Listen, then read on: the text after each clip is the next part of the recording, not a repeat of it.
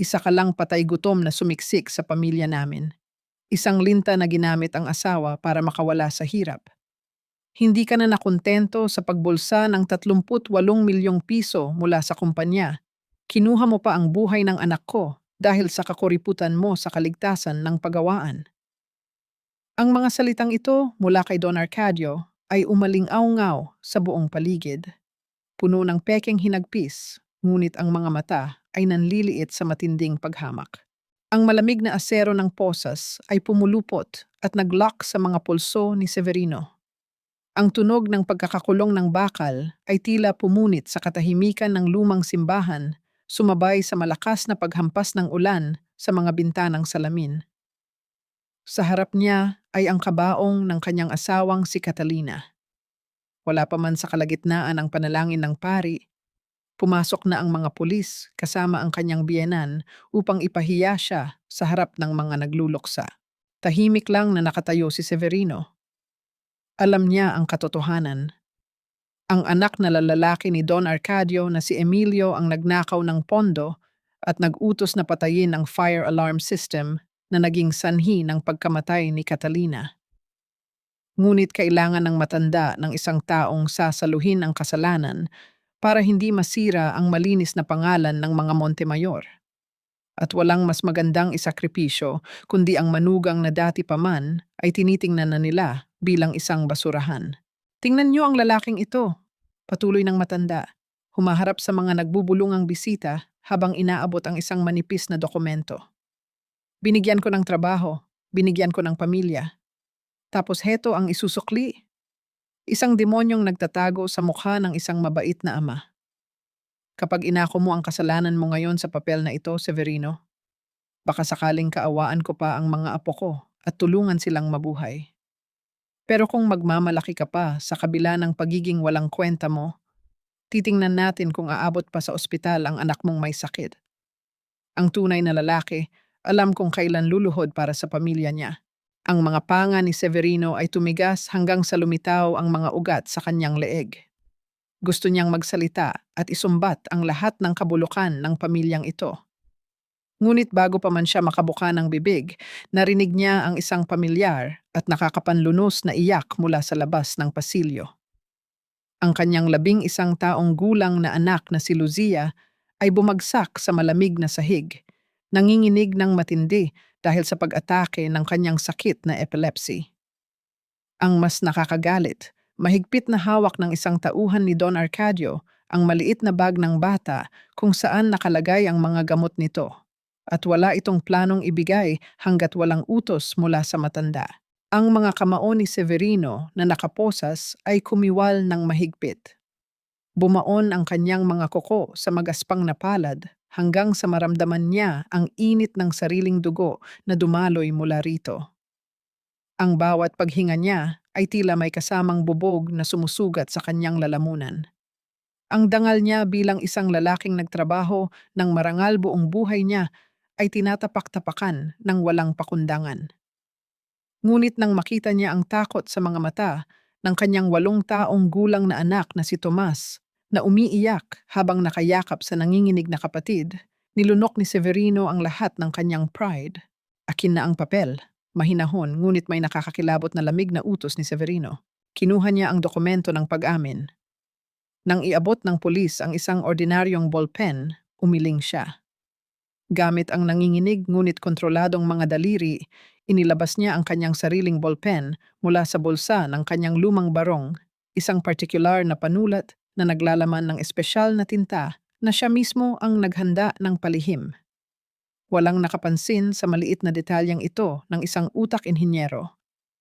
Tahimik niyang idiniin ang dulo nito sa papel, isinusuko ang kanyang kalayaan at pangalan, kapalit ng paghinga ng kanyang anak. Nang makuha ni Don Arcadio ang papel na may pirma, mayabang itong ngumiti at agad na sinenyasan ang tauhan na ibibigay ang gamot sa bata. Bago pa man siya kaladkarin ng mga pulis, huminto si Severino sa tapat ng kabaong ni Catalina. Yumuko siya ng bahagya, hindi para sumuko, kundi para magpaalam. Patawad, Catalina, kailangan ko munang hayaang manalo sila sa laban na ito. Bulong niya sa hangin. Ito ay isang pangako na binitiwan hindi ng isang talunang asawa, kundi ng isang haligi ng tahanan na handang magpasan ng impyerno at sunugin ang buong gubat kapag dumating ang tamang panahon. Kinaladkad na siya papalabas ng simbahan patungo sa naghihintay na sasakyan ng mga pulis. Sa pag-andar ng sasakyan sa gitna ng bumabagyong gabi, tanging ang malabong figura ng kanyang mga anak na pilit inaabot ang papalayo nilang ama ang kanyang nakikita. Hanggang saan ba dapat magtiis ang isang lalaki bago niya mapagtanto na ang pagyukod sa kasamaan ay hindi kailanman magbibigay ng tunay na kaligtasan? 16 na buwan. Lumipas ang higit sa 1 taon sa loob ng isang masikip at malamig na selda. Pinalaya si Severino dahil hindi mapatunayan ng piskalya ang lahat ng paratang laban sa kanya. Ngunit ang kalayaan niya ay dumating na may kasamang mabigat na sumpa. Burado na ang kanyang dangal. Sa bawat kanto ng probinsya, ang pangalan niya ay itinuturing na kasing kahulugan ng isang mamatay tao at magnanakaw na sumira sa pamilyang kumupkop sa kanya. Wala siyang inaksayang oras upang linisin ang kanyang pangalan sa mga taong humusga sa kanya.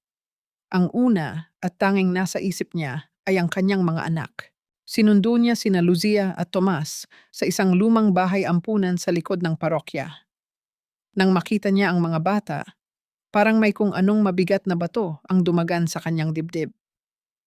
Namamayat sila, nakasuot ng mga kupas at maruruming damit, at ang lalim ng takot sa kanilang mga mata ay hindi maitatago ng kahit anong ngiti.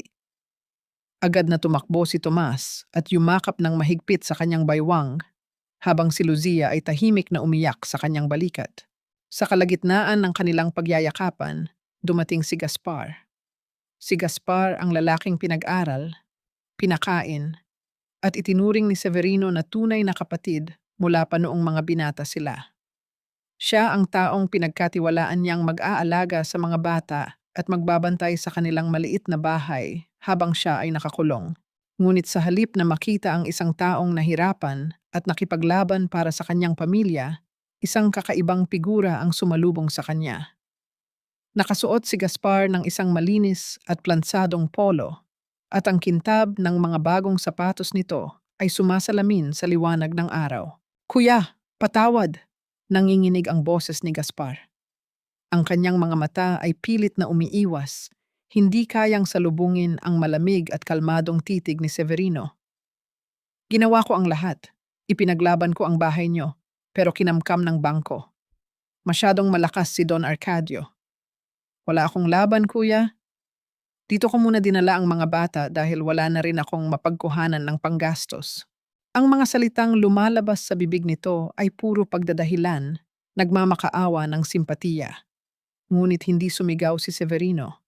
Hindi niya kinwelyuhan si Gaspar at hindi rin siya nanumbat tungkol sa mga utang na loob. Sa halip, tahimik na bumaba ang tingin ng inhinyero sa pulso ng lalaki. Isang mamahaling pilak na relo ang nakapulupot doon. Isang bagay na hindi mabibili ng isang simpleng tauhan sa loob lamang ng 1 taon, lalo na kung sinasabi nitong gipit ito sa pera.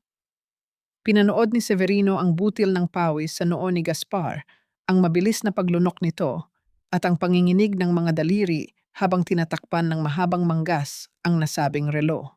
Sa loob ng ilang segundo, nabasa ni Severino ang buong kwento nang walang kahit isang salitang inaamin ang kaharap. Binenta ng sarili niyang kapatid-kapatiran ang kanyang tahanan at ang kapakanan ng kanyang mga anak kapalit ng ginhawa mula sa mga Montemayor. Ang pananahimik na yon ay mas masakit pa kaysa sa anumang sugat na natamo niya sa loob ng kulungan. Walang luhang pumatak mula sa mga mata ni Severino. Dahan-dahan siyang lumuhod sa harap ng kanyang mga anak. Hinayaan ang mundo na magpatuloy sa pag-ikot sa labas ng kanilang tatlo. Gamit ang kanyang malapad at magaspang na kamay, marahan niyang hinaplos ang buhok ni Tomas at inalalayan si Luzia. "Ligtas na kayo." Ang kanyang mababa, panatag, at nakakapanindig balahib na boses ay pumuno sa silid, nagbibigay ng isang init na bumura sa ginaw na naramdaman ng mga bata. "Basta't magkakasama tayo, tayo ang bahay." Tumayo si Severino at kinuha ang 2 lumang bag ng mga bata. Naglakad siya palabas, bitbit ang natitirang piraso ng kanilang buhay. Nang dumaan siya sa mismong gilid ni Gaspar, Huminto siya ng isang saglit. Hindi niya ito tiningnan, ngunit ang kanyang boses ay tila yelo na tumagos sa buto ng tridor. Sana ay sapat ang halaga ng relong iyan para takpan ang konsensya mo, Gaspar. Ang mga salitang iyon ay mas marahas pa sa anumang sampal o suntok. Naiwan si Gaspar na tulala, namumutla, at nilalamon ng sariling kahihiyan habang pinapanood ang nag-iisang taong nagmahal sa kanya na tuluyang maglakad palayo. Wala na silang pera, wala na silang babalikang tahanan, at halos lahat ng pinto sa probinsya ay nakasara na para sa apelyidong Alcazar. Subalit habang hawak ang kamay ng kanyang dalawang anak, naglakad si Severino sa ilalim ng matinding sikat ng araw. Naglakad siya hanggang sa marating nila ang dulo ng bayan, kung saan nakatayo ang isang napakataas at kalawanging tarangkahan ng bakal, Hacienda Santa Amalia. Ito ang asyendang nasa bingit na ng pagbagsak. Ito ang lupaing pag-aari ng isang lumpong asendero na kilala sa pagiging malupit at walang kinikilalang tao.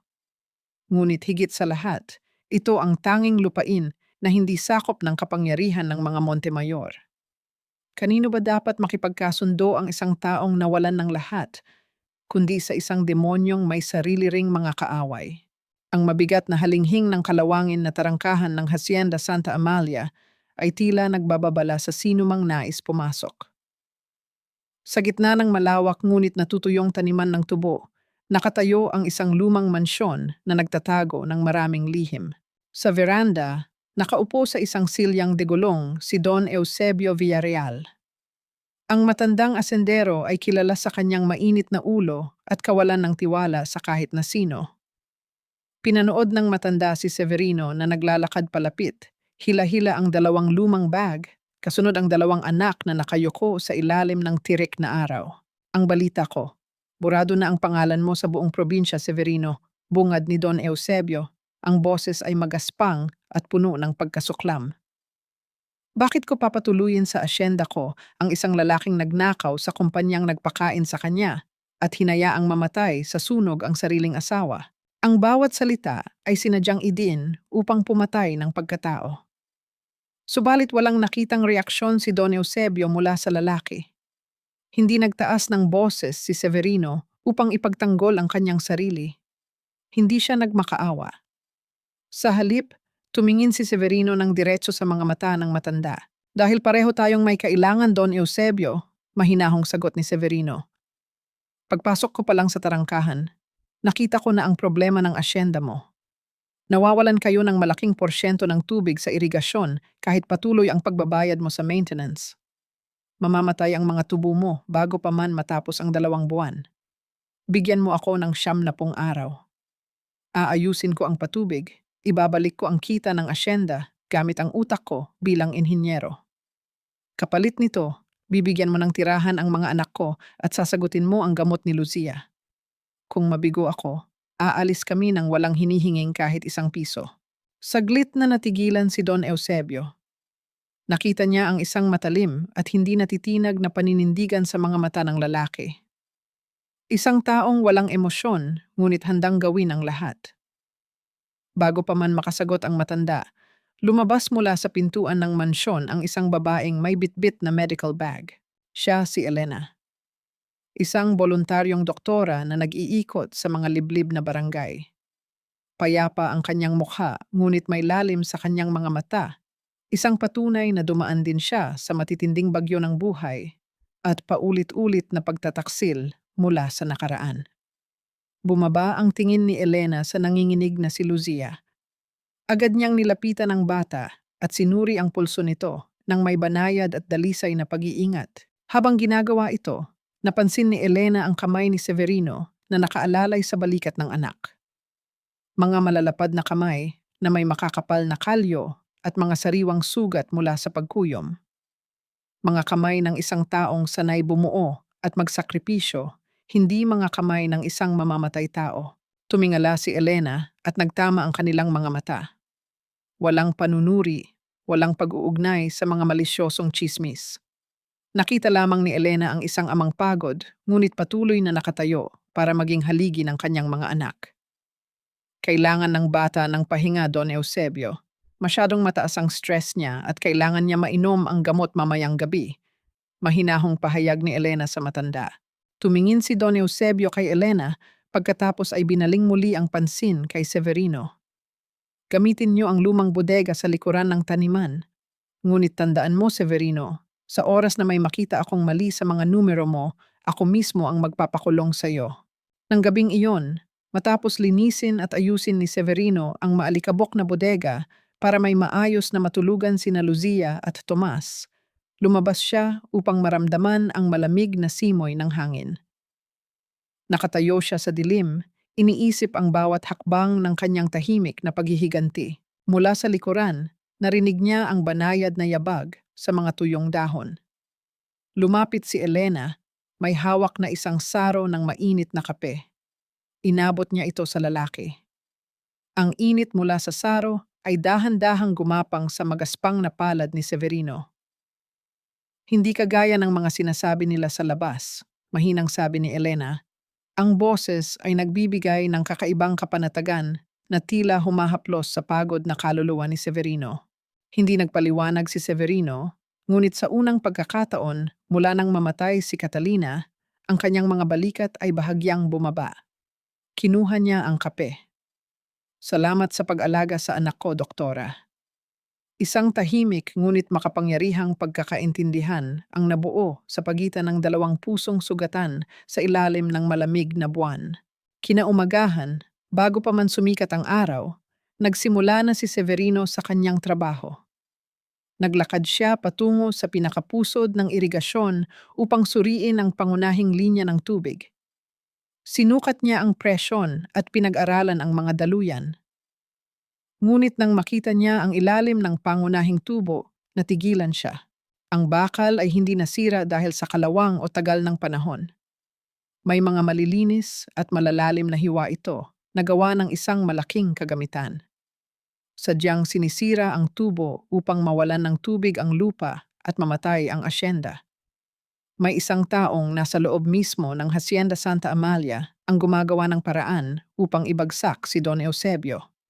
At hindi papayag si Severino na masira ang iisang lugar na nagbibigay ng silungan sa kanyang mga anak. Hindi gumamit si Severino ng mamahaling makinarya upang hanapin ang sira sa malawak na patubig.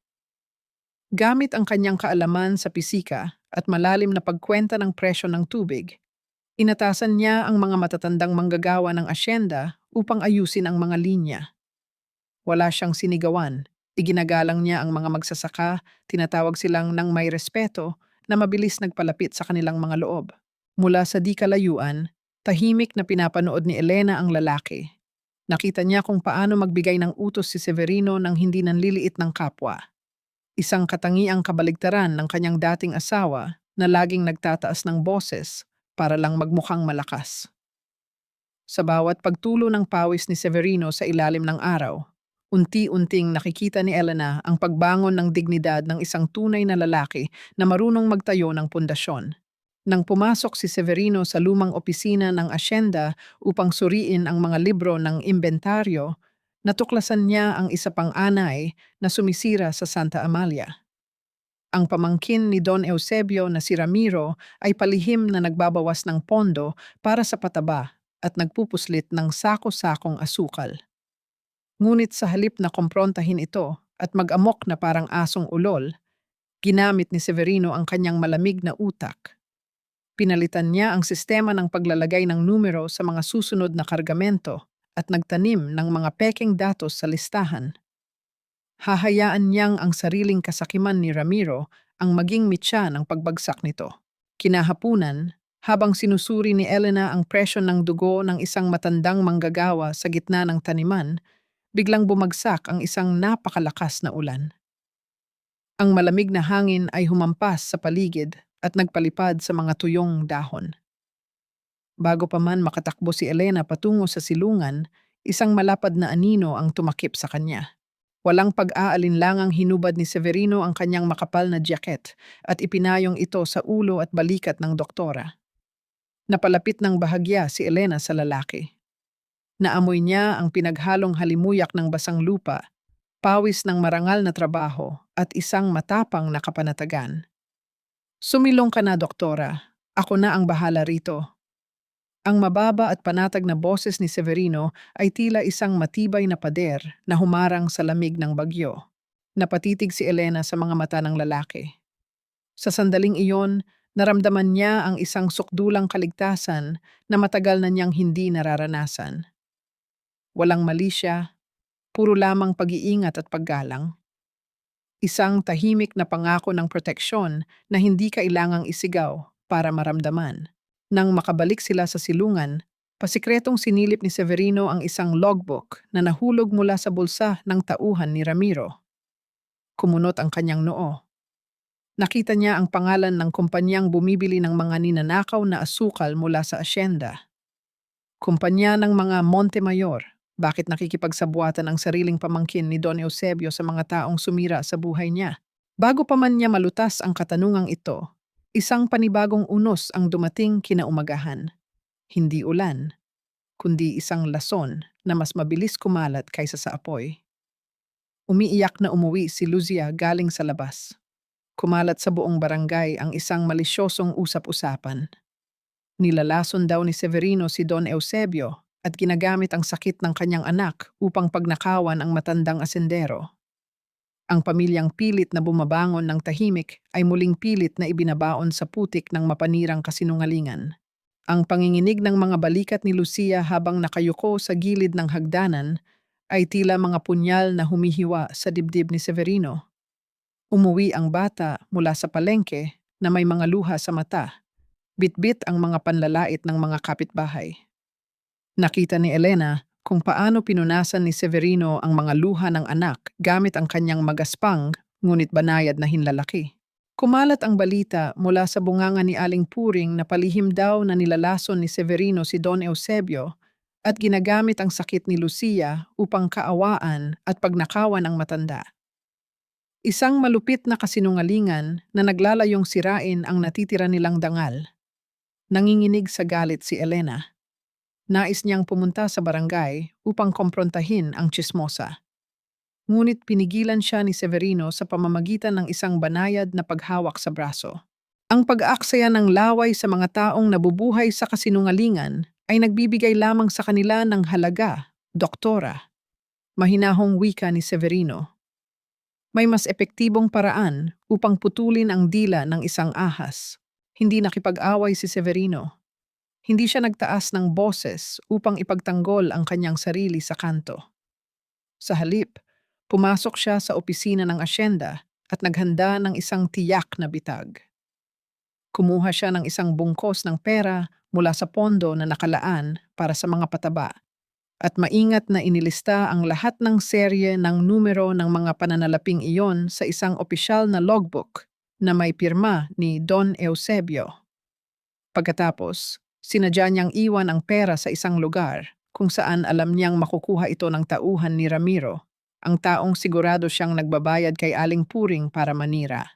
Kinabukasan, formal na nagulat si Severino sa kapitan ng barangay tungkol sa nawawalang pondo ng asyenda, dala ang kompletong listahan ng mga serial numbers. Kinagabihan, isinagawa ng mga awtoridad ang isang malaking pagsalakay sa kilalang pasugalan sa likod ng tindahan ni Aling Puring. Nagkagulo ang mga tao nang dumating ang mga pulis. Sa gitna ng pagkatarantang iyon, nakuha mula sa bag ni Aling Puring ang malaking halaga ng pera na ginagamit nito bilang pondo sa sugal. Kasama ang kapitan ng barangay, dumating si Severino sa lugar. Tahimik at walang bahid ng kayabangan, inilapag niya ang logbook ng asyenda. Isa-isang itinugma ng kapitan ang mga numero mula sa listahan ni Severino sa mga perang nakuha sa bag ni Aling Puring. Eksaktong-eksakto. Namutla si Aling Puring, nanginginig ang mga labi habang pilit na naghahanap ng palusot. Nakatingin ang buong barangay sa kanya, ang parehong mga taong kinwentuhan niya ng mga kasinungalingan. Tiningnan siya ni Severino ng diretso sa mga mata. Walang sigaw, walang panduduro, ngunit ang bawat salitang binitiwan niya ay may bigat ng isang malaking bato. Ang pera na ginagamit sa kasinungalingan laging nagiiwan ng bakas. Hindi na kailangang magpaliwanag ni Severino kung sino ang tunay na magnanakaw. Ang ebidensya na mismo ang sumira sa kredibilidad ng tsismosa. Pinusasan si Aling Puring sa harap ng mga taong dati niyang nilalason ng tsismis. Nakamit ni Severino ang katarungan at nilinis ang kanyang pangalan nang hindi nagpapakita ng anumang emosyon o dahas. Ngunit may isang katanungan na nanatili sa isip ng inhinyero. Sino ang nag-utos at nagbigay ng perang iyon kay Aling Puring bukod kay Ramiro? Gaano kalayo na ang galamay ng mga Montemayor sa loob ng Santa Amalia? Kinabukasan, habang nag-aayos ng mga kagamitan sina Severino at Elena sa labas ng bodega, isang marangya at mabilis na sasakyan ang pumarada sa tapat nila. Ang mabilis na paghinto nito ay nagpaikot ng makapal na alikabok sa hangin. Bumaba ang isang lalaking may mamahaling damit, amoy alak, at may mapanghamak na ngisi sa labi. Siya si Arthur, ang dating asawa ni Elena na sumira sa buhay ng doktora, kumuha ng kanyang mga naipon at nag-iwan ng malalim na trauma. Kaya pala ayaw mo na akong balikan, Elena. Boses na puno ng kayabangan at pambabastos ni Arthur.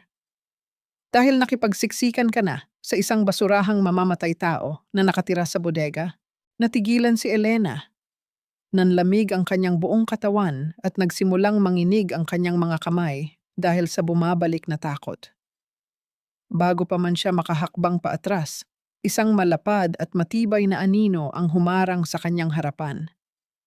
Tumayo si Severino, kalmado ngunit ang mga mata ay nag-aapoy sa isang tahimik at nakakamatay na pagbabanta, handang ipagtanggol ang babaeng nagbigay ng malasakit sa kanyang mga anak. Humarang si Severino. Ang kanyang malapad at matipunong likuran ay nagsilbing isang matibay na pader sa pagitan ng nanginginig na si Elena at ng mapang-abusong dating asawa nito. Tabi nga dyan, ex-convict, bulyaw ni Arthur. Ang amoy ng mamahaling alak ay sumama sa hangin habang pilit nitong inaabot ang braso ni Elena. Asawa ko ang kinakausap ko. Huwag kang makialam kung ayaw mong ipabalik kita sa kulungan kasama ng mga kauri mo. Hindi umatras si Severino. Hindi siya nagtaas ng kamao upang manuntok. At lalong hindi siya sumigaw para tapatan ang ingay ng lasing na lalaki. Sa halip, nang subukang itulak ni Arthur ang balikat ng inhinyero, mabilis at kasing tigas ng bakal na hinawakan ni Severino ang kwelyo nito. Ang pagkakakapit ay hindi magulo, kundi isang kalkulado at nakakaparalisang hawak na unti-unting pumipigil sa paghinga ng hambog na lalaki. Nanlaki ang mga mata ni Arthur. Ang pagmamalaki sa kanyang mukha ay agad napalitan ng takot nang salubungin niya ang titig ni Severino. Walang init ng galit sa mga mata ng inhinyero, kundi isang malamig, patay, at nakakakilabot na katahimikan. Ang klase ng tingin ng isang lalaking kayang pumatay, gamit lamang ang presensya nito. Wala kang asawa rito. Ang boses ni Severino ay mababa, tila isang dumadagundong na kulog na nagbabadya ng panganib. At kung susubukan mo pang hakbangan ang linyang kinatatayuan ko, sisiguraduhin kong hindi ka na makakabalik sa kotseng ipinagmamalaki mo ng nakatayo. Umalis ka na. Binitiwan niya ang kwelyo ni Arthur na may kasamang bahagyang tulak, sapat upang mapatid ang lalaki at bumagsak sa sarili nitong mga paa. Ang kayabangan ni Arthur ay tuluyang natunaw sa harap ng purong autoridad ng isang tunay na lalaki. Nagkukumahog itong tumayo, ni hindi na lumingon kay Elena, at mabilis na pumasok sa kanyang sasakyan. Ang malakas na pag-angil ng makina at ang pag-atras ng mga gulong sa magaspang na lupa ay nag-iwan lamang ng makapal na alikabok sa hangin habang duwag itong tumakas palayo. Nang mawala ang sasakyan, bumalot ang katahimikan. Nanginginig pa rin ang mga balikat ni Elena. Ang mga alaala ng pambubugbog at pang-aabuso ng lalaking iyon ay pilit na bumabalik sa kanyang isipan, nagdudulot ng malamig na pawis sa kanyang noo at pagbigat ng kanyang paghinga. Dahan-dahang humarap si Severino. Nakita niya ang pagkasira sa mga mata ng matapang na doktora. Sa pagkakataong ito, ibinaba ng inhinyero ang kanyang matitibay na pader. Inabot ng kanyang malalapad at magaspang na kamay ang nanginginig na mga daliri ni Elena. Ang hawak niya ay mahigpit ngunit puno ng pag-iingat. Tila pinoprotektahan ang isang mamahaling bagay na ayaw niyang mabasag. Hindi ka na niya sasaktan. Bulong ni Severino, ang boses ay nagtataglay ng init at katiyakan na bumura sa lahat ng takot ni Elena.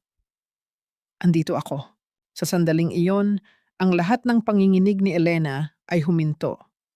Ang matagal na niyang hinahanap na kaligtasan, ang pakiramdam ng isang tunay na haligi na pwedeng sandalan, ay natagpuan niya sa mga kamay ng isang lalaking mismong nawalan ng lahat. Walang halong pagnanasa, kundi isang dalisay at nag-aalab na kapanatagan. Tumango si Elena at isang luhang puno ng ginhawa ang kumawala sa kanyang mga mata habang unti-unti siyang kumalma sa tabi ng lalaki. Subalit sa gitna ng payapang sandaling ito, hindi nila napansin na may isang taong nagmamasid sa kanila mula sa anino ng malalaking puno ng mangga. Nakangisi itong nanonood, pinag-aaralan ang bawat kilos, pati na ang posibleng kahinaan ng inhinyero. Kinabukasan, habang nag-iisa si Severino sa pag-aayos ng makina sa bodega, may mga yabag ng mamahaling sapatos na pumasok sa loob. Humarap si Severino at nakita ang isang pamilyar na mukha mula sa mga balita sa probinsya. Si Leandro Castañeda, isang batang abogado na kilala sa kanyang talino at ambisyon. Walang paligoy-ligoy na naglakad palapit si Leandro at inilapag ang isang makapal na folder sa ibabaw ng maruming mesa ni Severino. Sa ibabaw ng folder, malinaw na nakatatak ang gintong selyo ng pamilya Montemayor.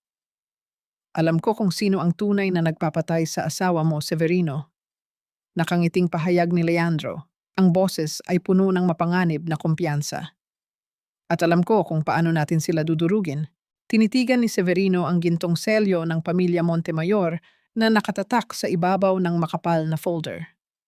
Ang selyong iyon ang kumakatawan sa kapangyarihang sumira sa kanyang pamilya at kumuha sa buhay ng kanyang asawa.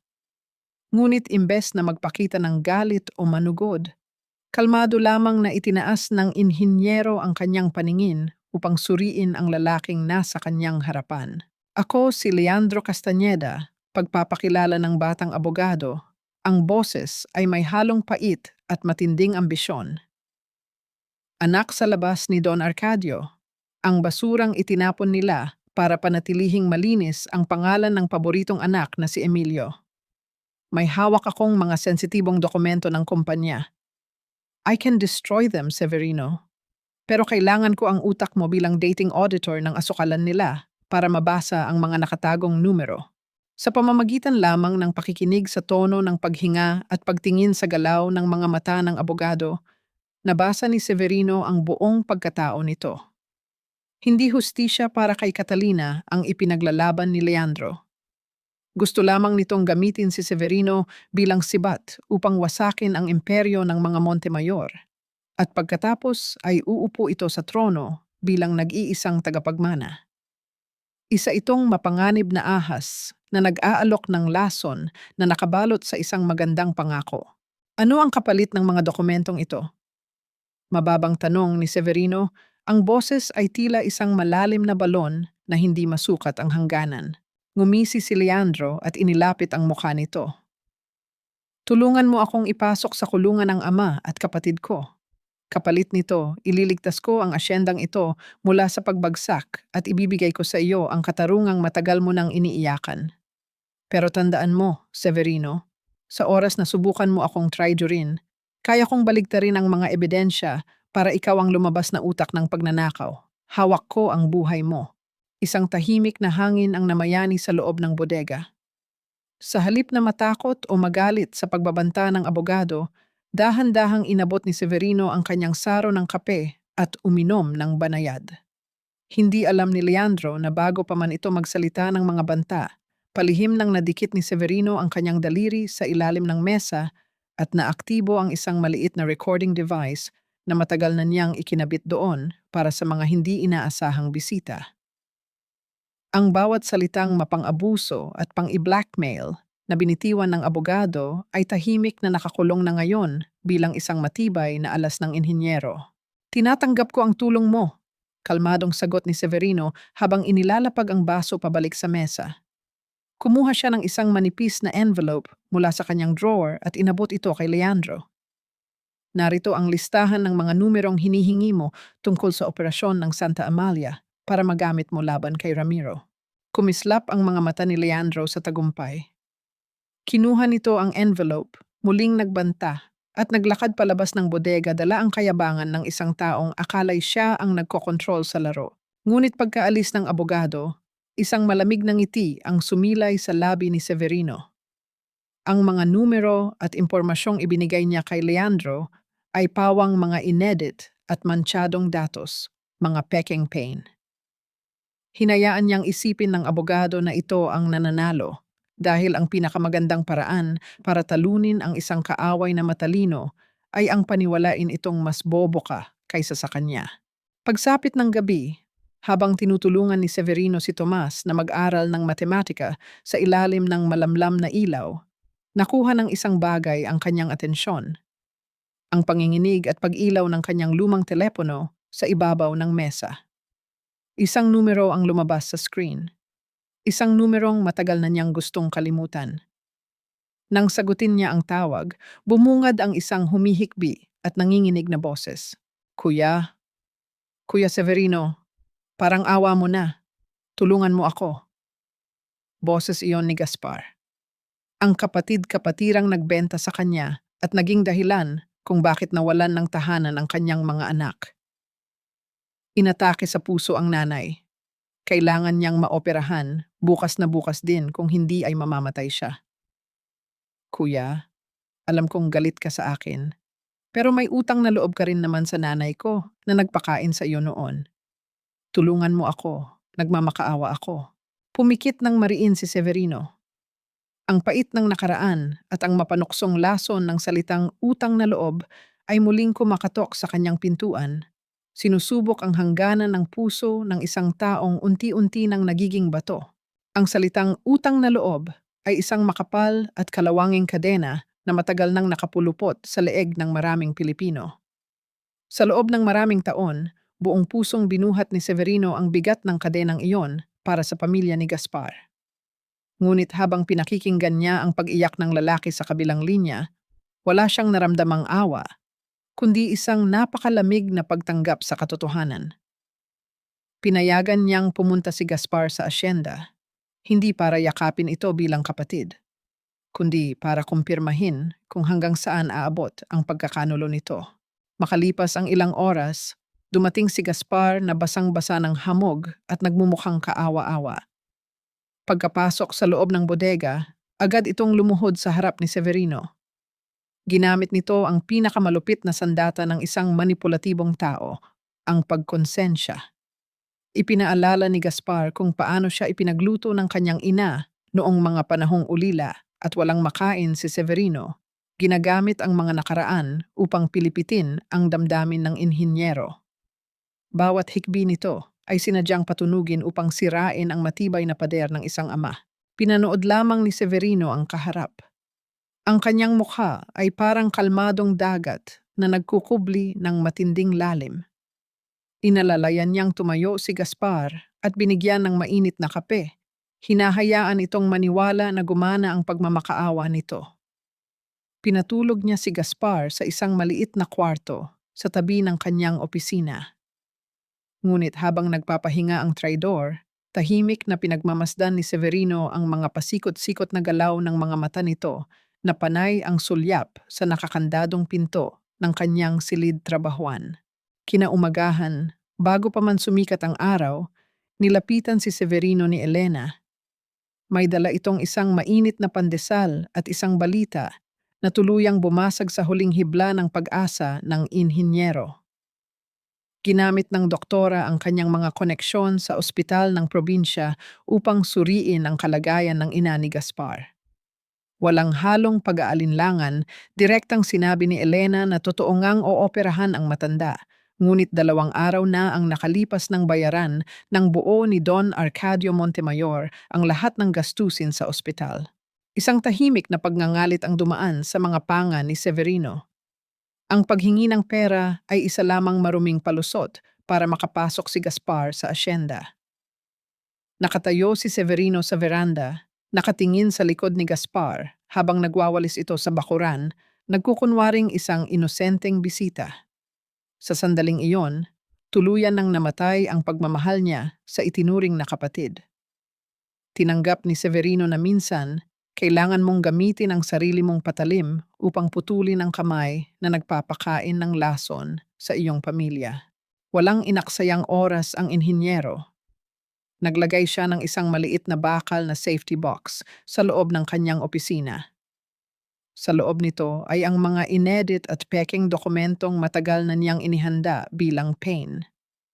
Sinadya niyang iwanang bukas ang kandado ng pinto nang umalis sila nina Elena at ng mga bata para mag-ikot sa taniman.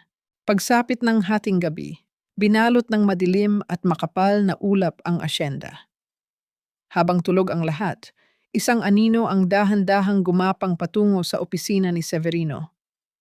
Pumasok si Gaspar, nanginginig ang mga kamay habang binubuksan ang cabinet. Nang makuha nito ang mabigat na safety box, hindi na ito lumingon pa.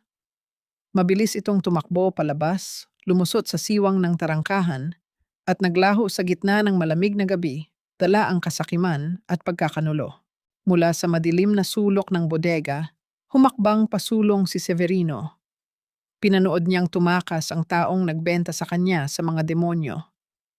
Nakuha na ng mga kaaway ang ebidensyang inaakala nilang sisira sa plano ng inhinyero. Ngunit hindi alam ng mga Montemayor na ang kinagat nila ay isang patibong na magbabaon sa kanila ng buhay.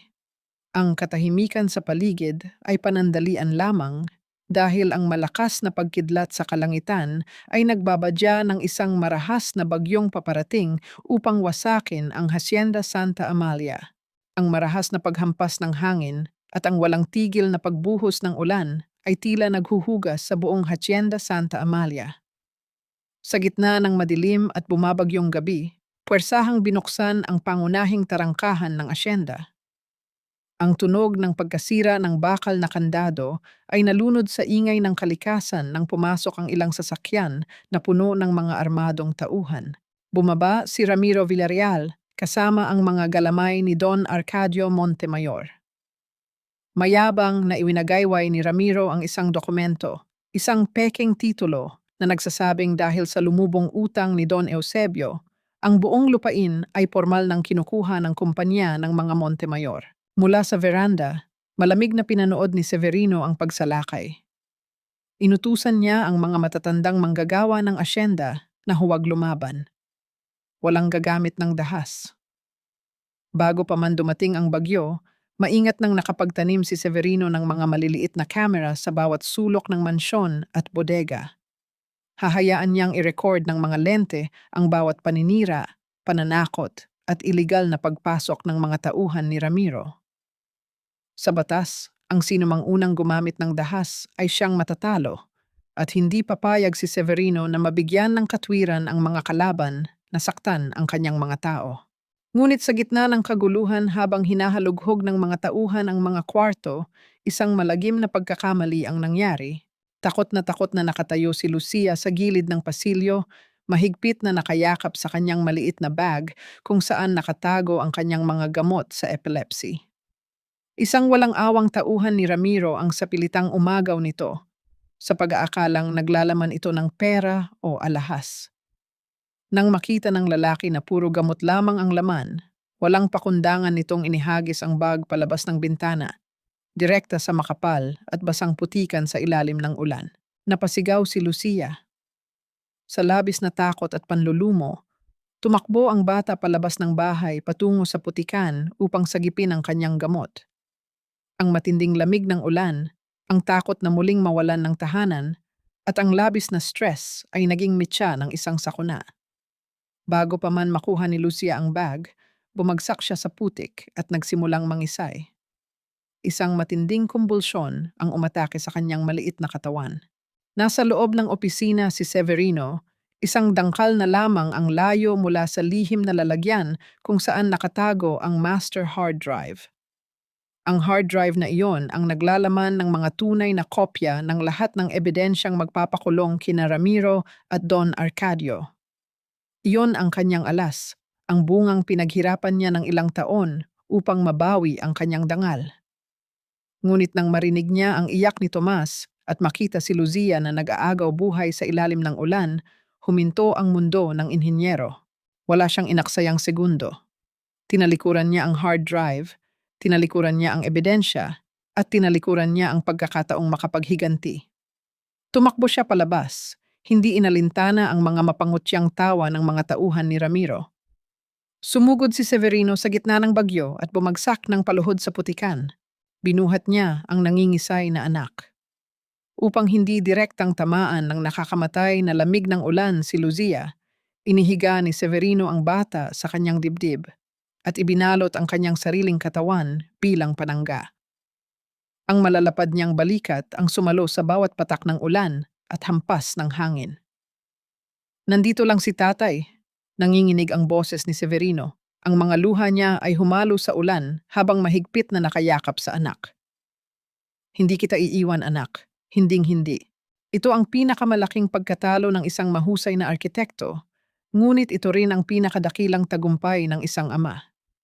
Ang tunay na haligi ng tahanan ay hindi ang laging nananalo sa laban, kundi ang taong handang isuko ang lahat ng kanyang alas sa mesa, huwag lamang mapahamak ang kanyang dugo at laman. Walang pakialam si Severino sa asyenda sa mga sandaling iyon. Binuhat niya si Luzia, tinawag sina Elena at Tomas, at mabilis nilang isinakay ang bata sa lumang track. Habang mabilis na pinapaandar ni Severino ang sasakyan palabas ng asyenda patungo sa ospital, tiningnan niya ang salamin sa harapan. Nakita niya kung paano itinaas ng mga tauhan ni Ramiro ang bandila ng Montemayor sa itaas ng mansyon. Naiwan sa loob ang tunay na ebidensya. Hawak na ng mga kalaban ang buong Hacienda Santa Amalia. Ngunit habang pinagmamasdan ni Severino ang namumutlang mukha ni Luzia na inaalalayan ni Elena, alam niyang hindi pa tapos ang giyera hanggat humihinga siya. Ang malamig at maputlang liwanag ng pasilyo sa ospital ay sumasalamin sa pagod at basang mukha ni Severino. Nakatayo siya sa labas ng emergency room. Tahimik na pinapanood ang mga doktor sa kabilang ibayo ng salamin habang inaasikaso si Luzia. Ang ritmikong pagtunog ng makinang nagbabantay sa tibok ng puso ng kanyang anak ang tanging nagbibigay sa kanya ng lakas upang hindi tuluyang bumagsak. Ang mga malalapad niyang balikat, na laging pasa ng bigat ng mundo, ay bahagyang nakayuko ngayon. Bumukas ang pinto at lumabas si Elena. Payapa ang mukha ng doktora ngunit bakas ang matinding pag-aalala para sa lalaking nasa kanyang harapan. Walang inaksayang oras si Elena, kumuha siya ng isang malinis na tuwalya at lumapit kay Severino. Hindi na kailangan ng maraming salita. Dahan-dahan at puno ng pag-iingat na pinunasan ni Elena ang buhok at pisngi ng inhinyero. Sa unang pagkakataon, nakita ni Elena ang pamumuo ng luha sa mga mata ng lalaking palaging nagpapanggap na bato. Upang iparamdam na hindi ito kailangang magpanggap na malakas sa lahat ng oras, hinawakan ni Elena ang magaspang at malamig na kamay ni Severino. Ang hawak niya ay mahigpit at nag-aalab sa kapanatagan. Ligtas na siya. Stable na ang kondisyon ni Lucia. Mahinang wika ni Elena, ang boses ay tila isang banayad na kanta na pumatay sa lahat ng takot ni Severino. Hindi ka nag-iisa sa laban na ito. Nandito ako. Unti-unting kumalma ang nag-aalborotong dibdib ni Severino. Ang init mula sa palad ni Elena ay gumapang sa kanyang buong katawan, nagbibigay ng panibagong buhay sa napagod niyang kaluluwa. Ngunit ang payapang sandaling iyon ay binasag ng mga yabag sa pasilyo. Dumating si Leandro, ang batang abogado. Nakangisi ito, iniisip na hawak na niya ang buong panalo. Walang pasubaling nagbanta si Leandro, ipinagmamalaki na nakuha na ni Ramiro ang Hacienda Santa Amalia at ang lahat ng ebidensyang naiwan ni Severino. Idiniin ng abogado na kung hindi ibibigay ni Severino ang natitirang suporta sa kanya, siya mismo ang magpapakulong sa inhinyero gamit ang mga kasinungalingan ng mga Montemayor. Hindi natinag si Severino, hindi siya nakipagsigawan sa loob ng pag-amutan. Tahimik niyang kinuha ang kanyang telepono mula sa bulsa at pinindot ang play. Umalingaw-ngaw sa pasilyo ang boses mismo ni Leandro. Ang eksaktong pag-uusap nila sa loob ng bodega kung saan malinaw na nang i-blackmail ang abogado at nang hihingi ng kontrol sa kumpanya kapalit ng pekeng tulong. Namutla si Leandro.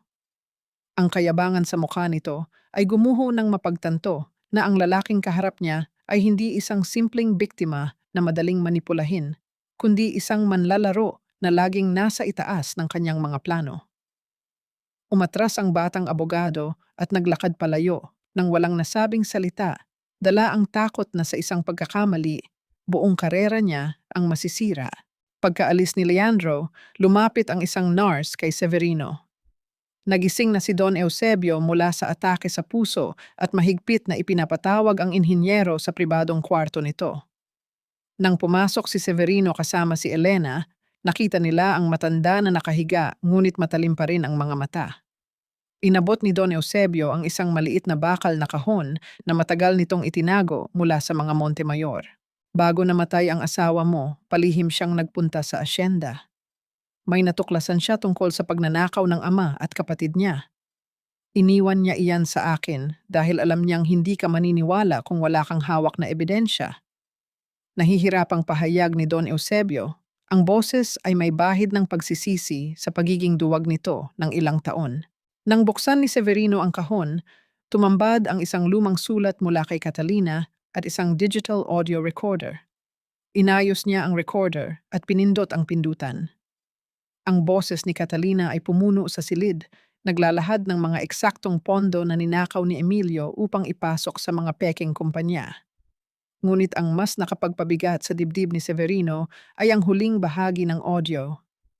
Narinig niya ang tagpong nag-aaway si Catalina at isang lalaki bago sumiklab ang sunog na pumatay sa kanyang asawa. Pinikit ni Severino ang kanyang mga mata. Nakuyom niya ang kanyang mga kamao at kinagat ang kanyang labi hanggang sa maramdaman niya ang pait ng sariling dugo. Ang lalim ng sakit ay halos hindi niya makayanan. Upang saluhin ang pangungulila ng lalaki, lumapit si Elena sa kanyang likuran. Mahigpit siyang niyakap ng doktora, ibinaba ang ulo nito sa malapad na balikat ng inhinyero, nagpaparamdam ng matinding pag-ibig at pag-iingat sa gitna ng impyernong kanyang pinagdadaanan.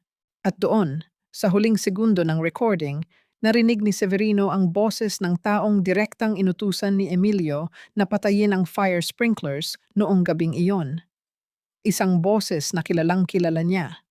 Ang boses na laging humihingi sa kanya ng tulong, ang boses ni Gaspar. Ang alikabok at amoy ng kalawang sa loob ng inabandonang pagawaan ng asukal sa kabilang bayan ay tila nagbabadya ng isang mabigat na pagtutuos.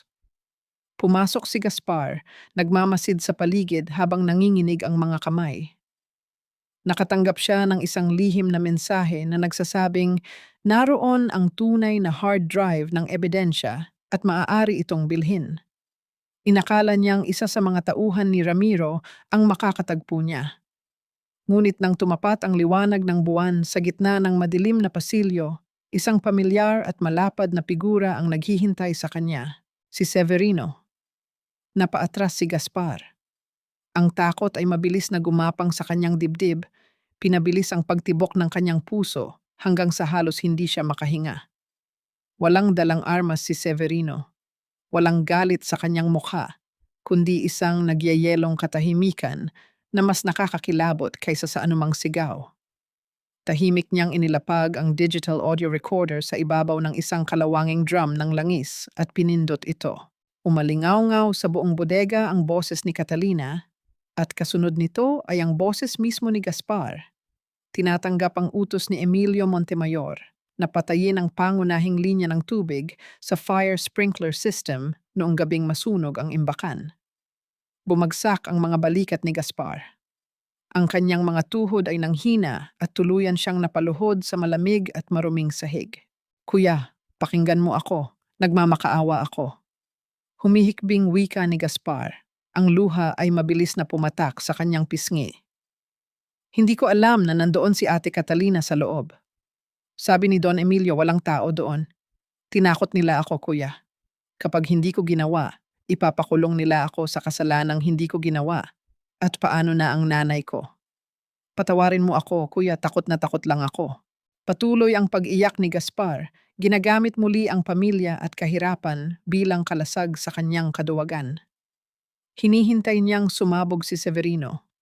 Hinihintay niyang suntukin siya nito, sipain o patayin dahil iyon ang nararapat sa kanya. Ngunit walang dumarating na kamao. Dahan-dahang naglakad si Severino palapit. Ang bawat hakbang ng kanyang mabibigat na sapatos ay tila pagbagsak ng martilyo ng hukom. Nang makalapit siya, dumukot siya sa kanyang bulsa. Inilapag niya sa tabi ng recorder ang isang lumang relo na may kupas na kulay ng pilak. Iyon ang relong binili ni Catalina noong magtapos si Gaspar sa kolehiyo.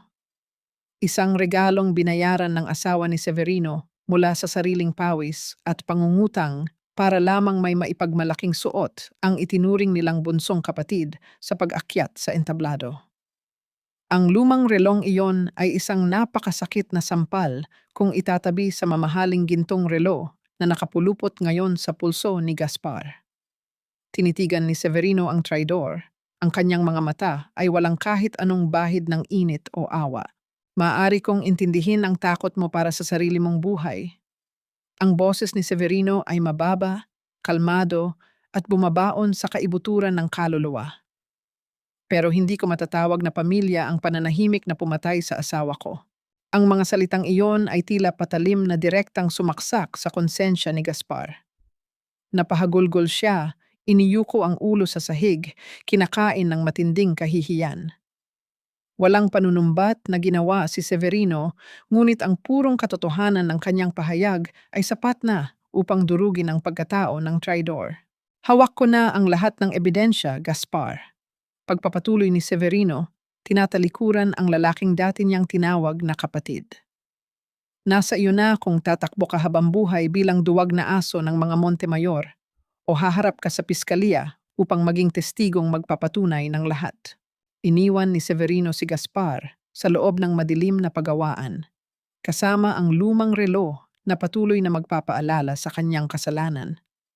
Wala nang puwang ang poot sa puso ng inhinyero, tanging ang matalim na layunin na lamang upang tapusin ang laban. Samantala, sa kabilang panig ng probinsya, sa loob ng marangyang mansyon ng mga Montemayor, malakas na nagtatawanan sina Don Arcadio, Emilio at Ramiro. Hawak ng matanda ang mga dokumentong ninakaw ni Gaspar mula sa safety box ni Severino. Walang kamalay-malay na ang mga numero sa papel na iyon ay pawang mga mansyadong datos at kalkuladong pain ng isang arkitekto. Tapos na ang laro. Sa atin na ang Santa Amalia. Mayabang na deklara ni Don Arcadio habang humihitit ng tabako. Ang usok nito ay pumailan lang sa hangin tulad ng kanyang nakalalasong kayabangan. Ihanda ninyo ang pinakamalaking festival ng pag-aani bukas sa mismong asyenda. Ipatawag ang lahat ng media at mga politiko. Ipapakita natin sa buong probinsya kung paano mabubulok ang pangalan ng patay gutom na si Severino habang kinukuha natin ang huling lupaing nagbibigay sa kanya ng silungan. Ang kadiliman ng gabi ay nagtatago sa isang lihim na katotohanan. Handa nang ipagdiwang ng mga kalaban ang kanilang huwad na tagumpay, ngunit hindi nila alam na sila mismo ang naglalakad patungo sa bitag na matagal nang inihanda ni Severino. Ang mga makukulay na banderitas na nakasabit sa paligid ng Hacienda Santa Amalia ay malayang sumasayaw sa ihip ng hangin. Amoy na amoy ang inihaing litson at mga matatamis na kakanin. Sa unang tingin, ang festival ng pag-aani ay isang masayang pagdiriwang. Ngunit para sa mga manggagawang nakayuko at sa pilitang pina-attend sa likuran, isa itong parada ng kasinungalingan. Nakatayo sa gitna ng malaking entablado si Don Arcadio Montemayor. Suot ang mamahaling barong, kumikinang ang gintong relo at singsing sa ilalim ng liwanag ng araw. Sa kanyang tabi ay nakangisi si Ramiro at sa hindi kalayuan, sa anino ng mga tolda, tahimik na nagmamasid si Leandro. Hinihintay ng batang abogado ang tamang pagkakataon upang umagaw ng eksena at ideklara ang sarili bilang bagong tagapagmana. Nakangiting humarap si Don Arcadio sa mga nakatutok na kamera ng mga mamamahayag at sa mga kilalang politiko ng probinsya. Mga kababayan, narito tayo ngayon upang saksihan ang muling pagbangon ng Santa Amalia. Panimula ng matanda, ang boses ay sadyang pinalalambing upang magtunog mapagmalasakit. Ilang buwan din ang lumipas ng muntik ng mabulok ang asyendang ito. At bakit? Dahil sa isang taong pinagkatiwalaan natin ng lubos. Isang patay gutom na linta na ginamit ang kahinaan ng isang matandang lumpo at ang sakit ng sarili niyang anak para lamang makapagnakaw ng pondo.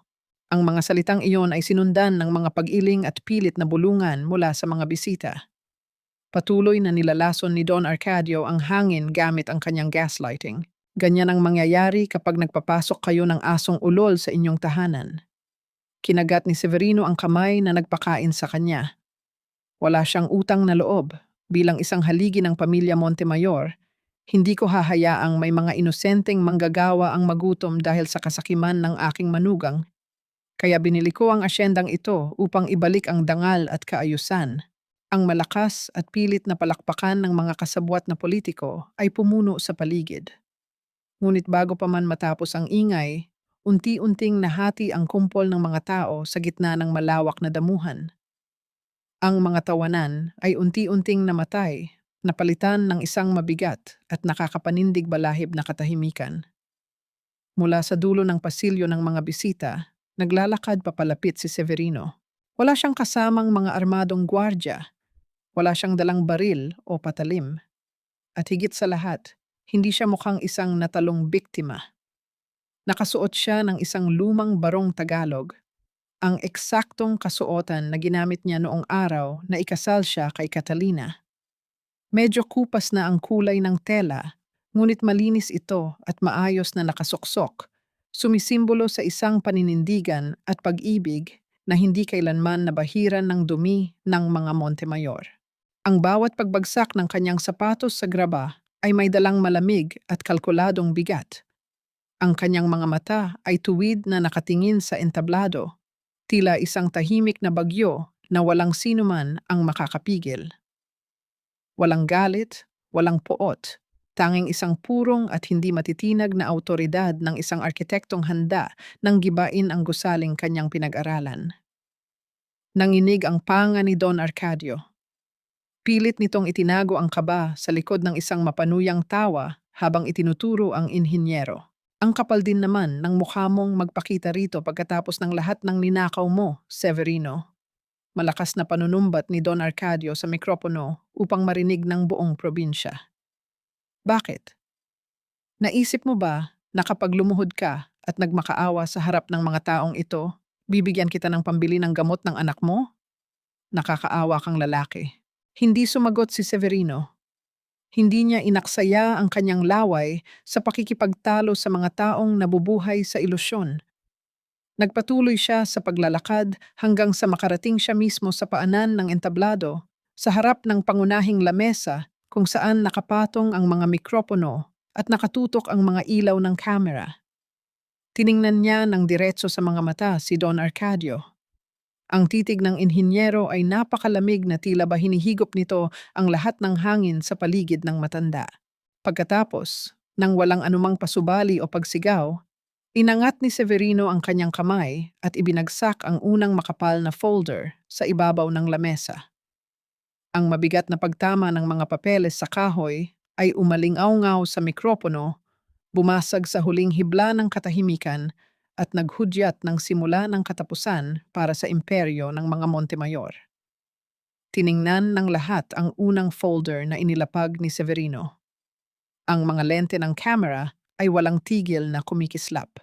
Ang unang folder na iyan, panimula ni Severino, ang kanyang boses ay kalmado ngunit nagtataglay ng talim ng isang patalim na kayang pumutol ng bakal. Ay naglalaman ng mga dokumentong nilagdaan ni Don Eusebio bago pa man siya inatake sa puso. Formal na niyang inilipat ang buong Hacienda Santa Amalia sa isang trust fund para sa mga manggagawa. Walang bisa ang anumang pekeng titulo na pinanghahawakan mo, Ramiro, dahil hindi mo maaaring ibenta o angkinin ang isang bagay na pag-aari na ng komunidad. Naguluhan ang mga bisita. Namutla si Ramiro. Pilit nitong tiningnan ang pekeng titulo sa kanyang kamay, unti-unting napagtanto na nagmukha siyang tanga sa harap ng maraming tao. Ibinagsak ni Severino ang pangalawang makapal na folder. Ang bigat ng tunog nito ay tila isang matinding sampal sa pagmumukha ni Don Arcadio. Ang pangalawa ay ang patunay kung paano ninyo sinubukang nakawin ang asyenda. Ginamit ninyo ang mga impormasyon at numero na ipinanalo ni Gaspar mula sa aking opisina.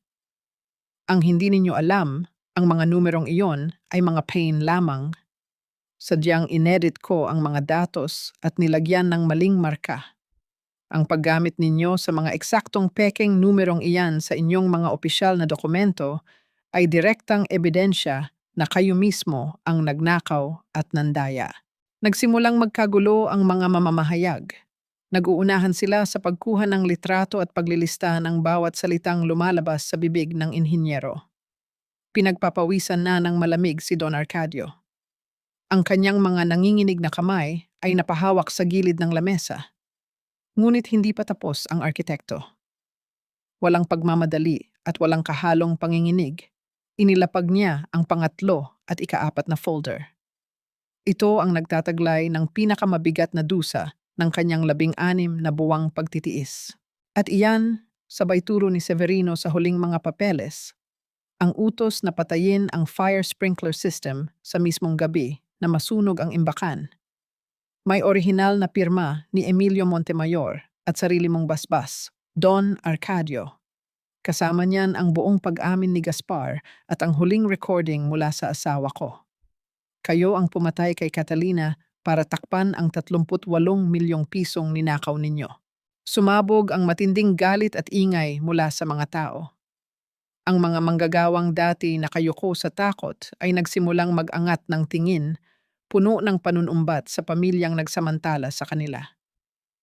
Sa halip na aminin ang pagkakamali at humingi ng tawad, sinubukan muling gamitin ni Don Arcadio ang lason ng manipulasyon.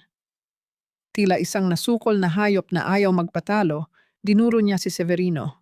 Kahit totoo pa iyan, ginawa ko iyon para maprotektahan ang pangalan ng pamilya namin. Pamilya mo rin kami. Kung tunay kang lalaki, Severino, kung tunay kang haligi ng tahanan, ikaw ang dapat sumalo ng dumi ng pamilya at huwag na itong palakihin pa. Pumirma ka na sa pag-amin sa harap ng kabaong niya, hindi ba? Binili ko na ang kaluluwa mo noon pa. Tiningnan siya ni Severino ng tuwid, hindi natitinag sa nakarurinding sigaw ng isang desperadong matanda. Ang kanyang mga mata ay nag-aapoy sa isang marangal at malinis na puot. Ang haligi ay nagliligtas sa nasusunog na bahay, hindi ang nagsisindi nito. Ang malamig na sagot ni Severino na tuluyang nagpatahimik sa buong paligid. At tungkol sa pag-amin na sa pilitan mong pinapirmahan sa akin habang nag-aagaw buhay ang anak ko, ginamit ko ang sarili kong panulat na may forensic ink na hindi nabubura o natutulad. Isang hindi matututulang patunay sa batas na ang dokumentong pinanghahawakan mo ay nakuha sa pamamagitan ng pananakot. Nang mga sandaling iyon, umakyat sa entablado si Leandro. Akala ng batang abogado ay ito na ang pagkakataon niya para maging bida at ang kininang yaman ng mga Montemayor bilang anak sa labas. Ngunit bago pa man ito makapagsalita, kalmadong inilabas ni Severino ang maliit na recording device kung saan malinaw na nadinig ng lahat ang boses ni Leandro na nangingikil at nagbabanta sa loob ng bodega. Nawalan ng boses ang abogado, nanigas sa kinatatayuan nang mapagtantong isa rin lamang siyang hangal na piraso sa chessboard na matagal nang kinokontrol ng arkitekto. Ang matinis na tunog ng sirena mula sa mga paparating na sasakyan ng pulisya ang tuluyang nagpabagsak sa ilusyon ng imperyo ng Montemayor. Dumating ang mga autoridad, bitbit ang warrant of arrest na nauna nang inihanda ni Severino kasama ang mga matapat na piskal mula sa kabilang probinsya na hindi kayang bayaran ni Don Arcadio. Isa-isang pinusasan sina Don Arcadio, ang kararating lamang na si Emilio at si Ramiro. Ang mga taong nagmalaki, umabuso at tumapak sa dignidad ng isang amang naghihirap ay kinakaladkad ngayon palabas. Tinitingnan sila ng may labis na paghamak ng mga mismong taong inalipin nila ng mahabang panahon. Ang pagbagsak ng maso ng hukom ay umalingaw-ngaw sa loob ng malamig at tahimik na bulwagan ng korte, naghuhudyat ng pinal na hatol. Makalipas ang ilang linggo ng matinding paglilitis, tuluyang ibinaba ang sentensya laban kina Don Arcadio, Emilio at Ramiro. Ang mga taong dating nag-aastang Diyos ng probinsya ay nakayuko ngayon, suot ang mga kulay kahel na uniforme ng bilangguan. Sumuko rin si Gaspar ng kusa at tumestigo laban sa mga Montemayor upang mapababa ang kanyang sintensya, subalit hindi nito natakasan ang mahabang taon sa likod ng rehas at ang panghabambuhay na kulungan ng kanyang sariling konsensya. Dahil si Severino ang legal na asawa ng yumaong si Catalina, formal na inalok ng husgado sa kanya ang karapatan sa pamamahala at ang malaking bahagi ng kayamanan ng imperyo ng mga Montemayor. Nakapatong sa isang makintab na lamesa ang mga papeles na magbibigay sa kanya ng kapangyarihang kontrolin ang buong probinsya. Ngunit walang kislap ng kasakiman sa mga mata ng inhinyero. Tahimik niyang tinitigan ang mga dokumento. Kinuha niya ang panulat, hindi upang angkinin ang yaman, kundi para buwagin ito. Tinanggihan ni Severino ang maruming pera na nagmula sa pang-aabuso. Ipinagbili niya ang kanyang porsyento at ginamit ang bawat sentimo upang ibigay bilang danyos at pangkabuhayan sa mga naulilang pamilya ng 3 manggagawang namatay sa sunog kasama ng kanyang asawa. Ang natitirang pondo ay ibinuhos niya sa Hacienda Santa Amalia. Sa tulong ni Don Eusebio, itinatag nila ang isang kooperatiba kung saan ang mga magsasaka at manggagawa ang may hawak ng titulo ng lupa at ng kanilang sariling kinabukasan. Ipinakita ni Severino na ang lakas ng isang tunay na lalaki ay hindi nasusukat sa dami ng perang kaya niyang itago, kundi sa dami ng taong kaya niyang ibangon. Nang hapong iyon, bumalik si Severino sa asyenda. Ang hangin ay payapa at may dalang amoy ng sariwang lupa. Nakatayo siya sa bungad ng malawak na taniman, nakasuot ng simpleng kamiseta. Sa mga sandaling iyon, hindi siya nakikita ng mga tao bilang isang mayamang asendero na may hawak na latigo, kundi bilang isang matapat na haligi na iginagalang dahil sa kanyang prinsipyo at sakripisyo. Mula sa di kalayuan, naglakad papalapit si Elena. Napangiti ang doktora nang makita ang lalaking nagligtas sa kanya mula sa matinding takot ng nakaraan. Ang mukha ni Severino, na dati ay laging madilim at puno ng karga ng mundo, ay maaliwalas na ngayon. Nang magtama ang kanilang mga paningin, isang totoo, maluwag, at mainit na ngiti ang sumilay sa labi ng inhinyero. Isa itong ngiti na matagal nang inilibing ng pagdurusa, ngunit muling binuhay ng pag-ibig at katarungan. Huminto si Elena sa kanyang harapan, ang mga mata ay nagniningning sa ilalim ng ginintuang sinag ng dapit hapon. Wala na ang mga bagyo, banayad na wika ni Elena, ang boses ay nagdadala ng walang hanggang kapayapaan. Hindi sumagot si Severino ng mahahabang salita. Dahan-dahan niyang iniabot ang kanyang malapad at magaspang na kamay patungo sa babaeng hindi siya iniwan sa pinakamadilim na bahagi ng kanyang buhay. Isang imbitasyon para sa isang panibagong bukas, kung saan hindi na niya kailangang lumaban ng mag-isa. Sariwa at malamig ang hangin na nagbabadya ng isang payapang umaga sa Hacienda Santa Amalia. Sa ilalim ng kahel at gintong kalangitan, ang mga luntiang dahon ng tubo ay tila kumikinang dahil sa hamog. Nakatayo si Severino sa veranda ng lumang mansyon, hawak ang isang mainit na saro ng kape. Pinapanood niya ang 2 batang masayang nagtatakbuhan sa malawak na damuhan. Ang halakhak ni na Luzia at Tomas ay tila musika na nagpapagaan sa kanyang dibdib. Malusog na si Lucia, malayo sa panganib ng mga nakamamatay na kumbulsyon at punong-puno ng sigla. Sa di kalayuan, nakaupo si Don Eusebio sa kanyang silyang de gulong, nakangiti habang pinagmamasdan ang mga bata. Natagpuan ng matandang asendero sa dapit hapon ng kanyang buhay ang pamilyang hindi nabibili ng salapi.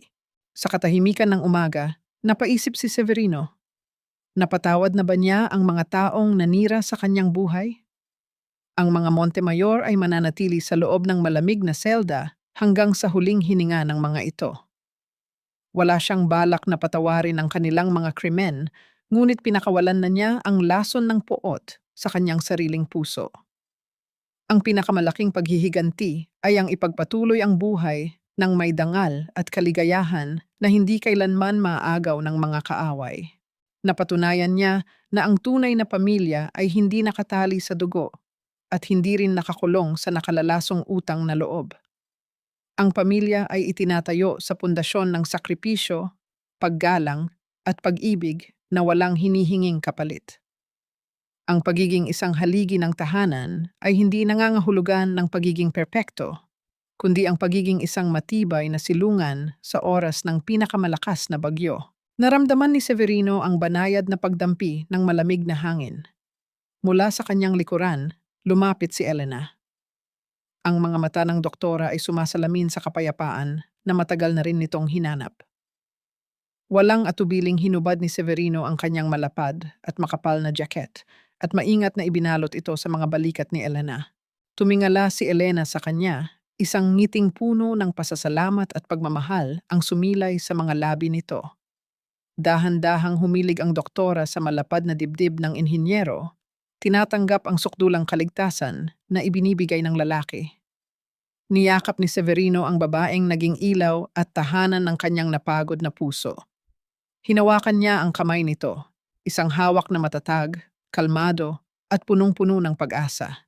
Hindi ko na kailangang buhatin ang mundo ng mag-isa, bulong ni Severino.